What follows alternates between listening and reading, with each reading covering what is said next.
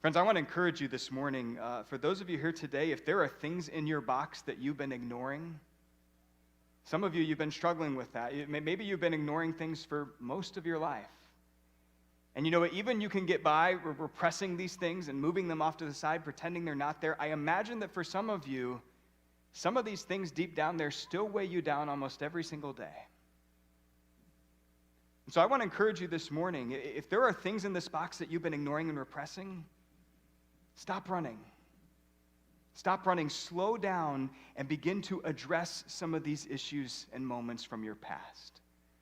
For example, get together with a trusted friend or a counselor or a therapist and begin to talk through some of these things that perhaps you've never even considered before. Like, hey, you know what? Back then, I did something really bad. It was so bad that I didn't even think about it. I couldn't think about it. I repressed it. I haven't talked about it. I haven't addressed it. And yet it continues to weigh me down even till this day, and I can't live like that.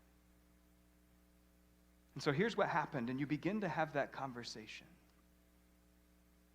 You see, friends, there is great healing that comes when we begin to address the sins of our past. And the key in all of this is that we believe in our heart that because of what Jesus has done, we don't have to be afraid to deal with what is in this box, because Jesus has already dealt with it for us. For some of you here today, there are things in this box that you've been fixating on.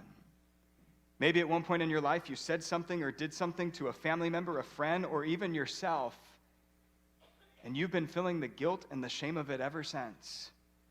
It's like you beat yourself up over and over and over again, all the while wishing that you could go back in time and right that wrong.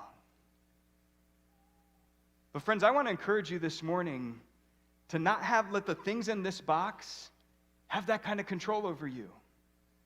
Because the good news is this, that the Bible tells us that if you are in Christ Jesus, you are no longer a slave to your sin. You are a child of God.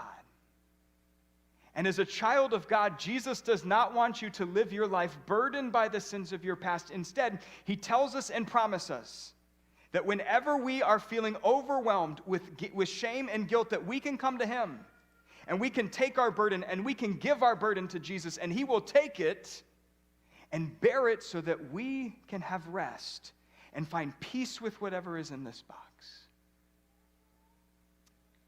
And then finally, some of you here today, you may not be struggling with either one of these issues right now in your life. Maybe at one point you ignored some sins in your past, but you've addressed them, you've named them, you've claimed them, you've moved on from that time, and you found that the grace of Jesus covers over your sin.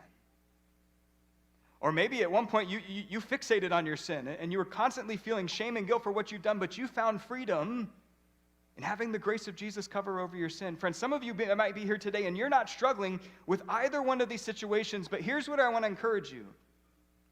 Somebody in your life probably is. You likely have a family member or a friend, a coworker, a neighbor who is either trying to ignore the sins of their past or is completely overwhelmed with the sins of their past.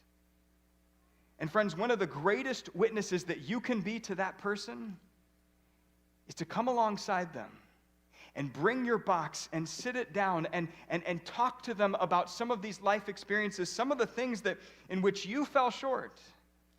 And show them that the grace that God gives us through Jesus Christ is bigger and greater than whatever they have in their box.